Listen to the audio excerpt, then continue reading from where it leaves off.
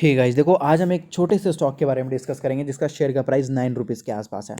अब ये है तो प्राइवेट कंपनी, लेकिन ये कंपनी पूरी तरीके से डिपेंड है गवर्नमेंट के ऊपर। गवर्नमेंट ने अगर एक छोटा भी इशारा दिया ना तो ये 9 रुपये का शेयर में बहुत बड़ी तेजी देखने को आपको मिल सकती है। पहले रीज़न और लॉजिक दोनों देख लेते हैं, ज़्यादा सही से समझ में आएगा। तो यहाँ पर जो खबर आई है ना, यहाँ देख सकते हैं, कैबिनेट में consider relief package for telecom sector tomorrow.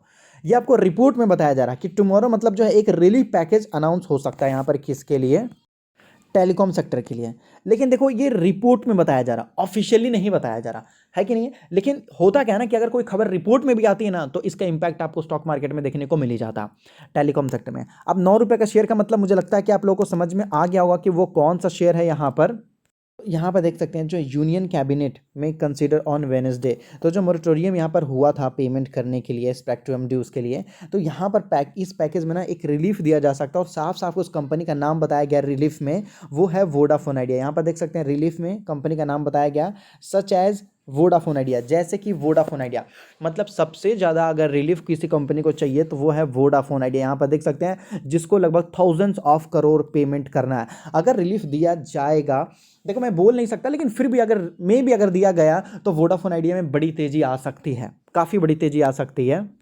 इसी खबर के दम पे वोडाफोन आइडिया काफ़ी तेज़ी से भाग रहा है और लगभग वापस ये लगभग 4 to 5 रुपीज़ के आसपास चला गया था और अभी ये स्टॉक देख सकते हैं धीरे धीरे लगभग 9 रुपीज़ के लेवल पे आ चुका है और आज के रेट में भी लगभग देखेंगे तो 4 रुपीज़ की तेज़ी देखने को मिल रही है यहाँ पर। तो आज के रेट में अगर आप देखोगे तो ओपन हुआ था लगभग 8.95 में और हाई गया है 9.30 के आसपास। लोगों ने डिलीवरी उठाया, हाँ उठाया होगा, जरूरी उठाया होगा। तो लगभग यहाँ पर देख सकते हैं 28% डिलीवरी उठाया गया, deliverable quantity to traded quantity, और लगभग लाखों करोड़ों में यहाँ पर जो है शेयर उठाए गए हैं। अब देखो यहाँ पर हमें समझने वाली बात ये होती है कि सरकार ने अगर कोई खबर दी तो ये स्टॉक्स तो बहुत तेज भागेगा, तो क्या हमें ऐसे स्टॉक्स में इन्वेस्ट करना चाहिए? तो देखो मेरे हिसाब से रहेगा नहीं, मेरे हिसाब से रहेगा नहीं। भले कल के डेट पे सरकार ने किसी भी तरीके के यहाँ पर रिलीफ अनाउंसमेंट किया और ये स्टॉक लगभग 9 रुपीज़ से अगर मान लेते हैं कि 19 रुपीज़ भी चला गया, तो मैं आपको यही बोलूँगा कि थोड़ा अवॉइड करो, ज़्यादा अच्छा रहेगा। मैं ये नहीं बोलूँगा कि वोडाफोन आइडिया कंपनी अच्छी नहीं है, मैं इससे ये बोलूँगा इससे बेटर कंपनी हमारे पास अवेलेबल है, आप उसमें पैसा लगा सकते हो, बहुत बेस्ट रहेगा। हालांकि अगर आपको वोडाफोन आइडिया पसंद है तो उसमें आपकी मर्जी है भाई, है कि नहीं? ये तो एक राय है, आपकी मर्जी है, आप खरीद सकते हो, कोई टेंशन नहीं भाई, आपका पैसा आपकी मर्जी है। यहाँ पर कि वोडाफोन आइडिया केवल खबरों के दम पे भाग रही है, केवल खबरों के दम पे भाग रही है और जिस दिन खबर आना बंद हो गया ना तो वोडाफोन आइडिया वापस अपने रास्ते चला आएगा। यहाँ पर अगर इस कंपनी का इंट्रिंसिक वैल्यू देखते हैं, जो कि रियल वैल्यू होता है, वो लगभग 65 रुपीज़ है, लेकिन नेगेटिव 65 रुपीज़ है। सोच लो, नेगेटिव है, जैसे कि यस बैंक है उसी तरीके से, बहुत ज़्यादा हो गया भाई।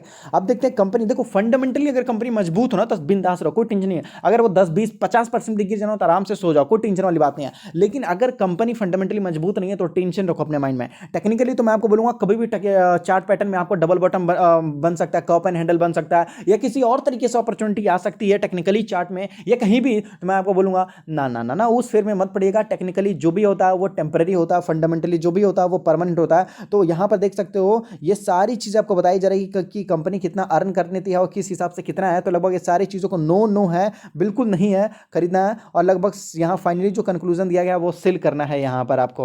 तो ये क्या था? ये था फंडामेंटली। अब इसका मतलब क्या होता है? ईवीए का मतलब क्या होता है? Economic value added. Economic value added का मतलब होता है कि कंपनी ने किस तरीके से इकोनॉमिकली जो है यहाँ पर प्रॉफिट जनरेट किया, जो कि चारों तरफ से कंपनी को नुकसान है। आप देख सकते हो कंपनी का इकोनॉमिकली क्या ये प्रॉफिट कर पा रही है? नहीं कर पा रही है। जियो कर पा रहा और क्या बोलते हैं ये एयरटेल कर पा रहा, लेकिन ये नहीं कर पा रहा। तो फंडामेंटली कंपनी बहुत मजबूत है, कंपनी बोल रही है प्रॉफिट के हिसाब से, जो कि रियलिटी है। और टेक्निकली मैं आपको बोलूंगा चार्ट पैटर्न कभी ऊपर नीचे दाएं बाएं गवर्नमेंट ने कोई खबर ला दिया इधर उधर से, तो उस हिसाब से कंपनी बाय करने के लिए बोला जा रहा है। दोनों को मिक्स करने के बाद आपको जो कंबाइन आउटलुक बोला गया खरीदने के लिए नहीं बेचा गया। जो खरीद के पहले से पड़े हुए हैं बस उनको होल्ड करके छोड़ ही देना एकदम, बिल्कुल, है कि नहीं? अगर आप और पैसा फंसाना चाहते हो तो मर्जी आपकी रहेगी यहाँ पर। और ये देखो, ये आपको बताया जा रहा है कंपनी का बुक वैल्यू, अगर आप समझोगे ये देख सकते हैं, ये कंपनी का इंट्रिंसिक वैल्यू जो कि बहुत लो है, बहुत लो है। कंपनी का बुक वैल्यू देखोगे तो वो भी लो चल रहा है। मतलब अगर पूरी कंपनी को हम बेच भी दें ना, मतलब कंपनी को अगर हम नीलाम भी कर दें तो भी कंपनी अपना पूरा पैसा चुकता नहीं कर पाएगी। तो ऐसी कंपनी है जो अगर मान लेते हैं कि आने वाले 10 साल तक भी प्रॉफिट करे तो अपना कर चुकाने में ही चला जाएगा। सोच लो, जिसकी सैलरी केवल 10,000 रुपीज़ है और उसने 50 लाख का अगर लोन ले लिया तो भाई उसका क्या होगा? पूरी जिंदगी वो केवल लोन ही चुकाएगा। अगर 50 लाख ज़्यादा हो गया, फिर भी अगर मान लेते हैं कि 10 लाख का भी अगर इसने लोन ले लिया गलती से भी कहीं से, और केवल 10,000 रुपीज़ पर मंथ इसका सैलरी है, तो भाई इसकी ज़िंदगी तो गई। समझ लो ये लोन चुकाता ही रह जाएगा, क्योंकि इंटरेस्ट इतना बढ़ जाएगा, इंटरेस्ट इतना बढ़ जाएगा ना कि बहुत भारी हो जाएगा भाई। तो यही चीज़ होती है हर जगह देखने के लिए। सेम वही चीज़ यहाँ पर आपको बताया जा रहा है। पिछले 5 घंटे में देख सकते हैं telecom share gain ahead of cabinet meeting, यहाँ पर आपको बताया जा रहा है। देख सकते हैं कैबिनेट मीटिंग, भारतीय Airtel stock hit all time high. यहाँ पर देख सकते हो वोडाफोन आइडिया, आरकॉम वगैरह भी देख सकते हो। आरकॉम भी दौड़ रहा, सोच रहे हो, तो आरकॉम भी यहाँ पर जो है मतलब बहती गंगा में हाथ धोने की कोशिश कर रहा है। तो ये सारे खबरों के दम पे चलने की कोशिश किए हैं, सारे स्टॉक्स खबरों के दम पे चलने की कोशिश किए हैं। अब ये देखो, ये वोडाफोन आइडिया के लिए तो अच्छा होगा, एयरटेल के लिए अच्छा होगा, आरकॉम के लिए अच्छा होगा, लेकिन रिलायंस के लिए अच्छी खबर नहीं है। क्योंकि भाई रिलायंस को, वो रिलायंस चाहेगा ना कि इनका जितने भी सब्सक्राइबर हैं वो हमारे पास आ जाए, जितने भी यूज़र हैं हमारे पास आ जाए। तो रिलायंस को फ़र्क भी पड़ेगा, तो थोड़ा बहुत फ़र्क पड़ेगा, वो भी टेम्पररी, क्योंकि रिलायंस प्राइवेट कंपनी है, वो गवर्नमेंट से भी एक कदम आगे है, याद रखो। और नहीं अभी है तो एक कदम आगे जाने की कोशिश कर सकते हैं, क्योंकि गवर्नमेंट के पास जितने भी टेलीकॉम सेक्टर थे, जितने भी कंपनियां हैं, वो सभी लॉस मेकिंग है। हालांकि प्राइवेट सेक्टर में भी हैं एक दो, एक लॉस मेकिंग है, दूसरा एयरटेल है, वो भी चल रहा है। अगर रिलायंस कंपनी ने और थोड़ा दम लगा दिया तो एयरटेल को भी थोड़ा बहुत पछाड़ने की कोशिश करेगा, लेकिन एयरटेल को कुछ होगा नहीं। तो ये होता है एक बिजनेस मॉडल जो अपने अपने हिसाब से सब कुछ चलाते हैं। देखो बाकी मैं आपके ऊपर छोड़ूंगा कि आपको खरीदना है बेचना है। मेरे पोर्टफोलियो में नहीं है आज तक, और ना ही मैं अभी भी खरीदना चाहूंगा ऐसे स्टॉक्स को। और आज अगर खबर अच्छी है तो कल खबर खराब भी हो सकती है, क्योंकि खबर खबर होता है भाई, याद रखो। और अगर आप स्टॉक मार्केट में नए हो तो अपना डिमेट अकाउंट एंजल ब्रोकिंग में ओपन कर सकते हो, जहां पर आप एनएससी बीएससी म्यूचुअल फंड कुछ भी खरीद सकते हो। कोई टेंशन की बात नहीं है, यहाँ जो चार्जेस वगैरह हैं बहुत छोटे हैं। Demat account free, delivery charges free, केवल 20 रुपीज़ लगता है, वो भी इंटरनेट में जो हर जगह देखने को मिलता है। एंजल अब एंजल वन बन चुका, नंबर 1 स्टॉक ब्रोकर्स देखने को मिला, जहां पर आप और आपका पैसा दोनों सेफ होता है। डिस्क्रिप्शन में लिंक है, मिनटों में जाकर अपना डिमेट अकाउंट ओपन कर सकते हो।